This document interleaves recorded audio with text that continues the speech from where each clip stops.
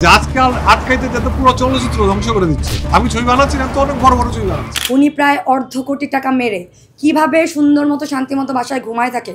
Phone দেওয়া মাত্র উনার ওয়াইফ ফোন ধরবে, ওয়াইফ ফোন ধরে বলবে ভাইয়া তো মরে যাচ্ছে, ভাইয়া তো অনেক অসুস্থ। সন্দেহ রোমানার দিকে টুকি পাপের লস কভার করতে গিয়ে উনি আরও 4টা ফিল্মের টাকা এই পাপ সিনেমার বাজেটের উপর লাগাই দিছে। তো আমি এই সিনেমার যে ডিরেক্টর ছিল সৈকত নাসির, ওনাকে জিজ্ঞেস করলাম। তো as usual you all know যে সৈকত ভাইয়ের থেকে ট্যালেন্টেড ডিরেক্টর বাংলাদেশে খুব হাতে গোনা কয়েকজন আছে, যে উনি খুব কম বাজেটে একেবারে ইন্টারন্যাশনাল লেভেলের সিনেমা করতে পারে। তো ওনার কথা হচ্ছে, না আপু, আমি যেই পরিমাণ বাজেট ছিল, প্রায় 1-1.5 কোটির মতো বাজেট ছিল, এই বাজেটে উনি ক্রস করেনি। আচ্ছা, হল মালিকদের সাথে যোগাযোগ করা হলো, নো।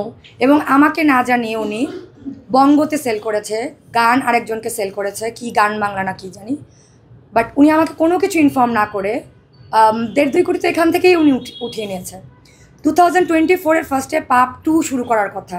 তো ওনার সাথে আরেকটা ডিট হলো চুক্তি যে ঠিক আছে, তুমি যেহেতু টাকা ব্যাক করছো না, তো পাপ 2 শুটিংটা তুমি তাড়াতাড়ি শুরু করো, ওই টাকাটা যেটা সেটা তুমি পাপ 1 থেকেই করে নিবা, আর বাকি আমি কোনো নতুনভাবে প্রডিউস করবো না। ওই পাপ 1-এ যেটা আমাকে ব্যাক করার কথা ছিল ওইটা তুমি ব্যাক করো।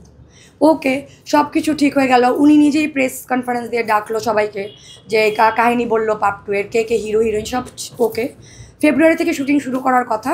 উনি ফেব্রুয়ারি থেকে মোবাইল বন্ধ, উনার কোনো খবর নাই। এপ্রিলের প্রথম দিকে উনি আবার ফোন অন করলো, করে বললো উনার কি জানি রাষ্ট্রীয় মামলা, উনার নামে রাষ্ট্রীয় মামলা আছে, কত হাজার কোটি টাকার মামলা সরকারি এগেনস্টে, এই জন্য উনি কোনো একটা জঙ্গলে পালায় ছিল 2 মাস ধরে। আচ্ছা, সেটাও আমি বিশ্বাস করলাম। এরপরে মে মাসে উনি বললো যে উনি আর সিনেমা টিনেমা করবে না, মিডিয়াতেই থাকবে না, তো আমার টাকাটা উনি ফেরত দিয়ে দেবে। এই যাবতীয় সকল document, screenshot, video recording, audio সব কিছু আমি রবিউলকে পাঠিয়ে দিয়েছি। উকিল কোর্টে জমা দিয়েছে, ওসি, ডিআইজি সবার কাছে আছে। ওনার কথোপকথনের সকল ভিডিও, সকল রেকর্ডিং, যতগুলো স্ক্রিনশট আছে, SMS সব। এবং উনি কোর্টের সামনে দাঁড়িয়ে যখন হাত জোর করে কোর্টকেও বলেছে, আমার সামনে হাত জোর করে, সেই ভিডিওটাও রবিউলকে সহ আমি সবাইকে পাঠিয়ে দিতে বলেছি। রবিউলকে বলেছি এটা দিতে, যেহেতু কোর্টের ভিডিওটা লিক করা যায় না। পরেও আমি বলেছি, কোর্ট থেকে আমি অ্যাপ্লিকেশন নিয়ে পারমিশন নিয়েছি যে এই ভিডিওটা যেহেতু কোর্টে করা, যাতে কোর্ট অবমাননা বলে কিছু না হয়। সো ওইটাও আপনাদেরকে পাঠিয়ে দিব, ওখানে দেখবেন। উনি হাত জোর করে বলছে 27 তারিখে উনি টাকা না দিলে মাননীয় আদালত আমাকে আপনি জেল হাজত খাটিয়ে দিন। তো 27 তারিখ তো কালকে, আগামীকাল। এই বিগত কতগুলো 27 তারিখ যে চলে গেল, উনি প্রায় $1.5 কোটি টাকা মেরে কিভাবে সুন্দর মতো শান্তি মতো বাসায় ঘুমায় থাকে। ফোন দেওয়া মাত্র উনার ওয়াইফ ফোন ধরবে, ওয়াইফ ফোন ধরে বলবে ভাইয়া তো মরে যাচ্ছে, ভাইয়া তো অনেক অসুস্থ। 5 মিনিট পরেই জানা যাবে উনি গাজীপুরে শুটিংয়ে। কি লাস্ট শুটিংটা কী হলো, নুসরাত ফারিয়ার নিজেও আমাকে বলেছে, হ্যাঁ, জিন 3 রাইট।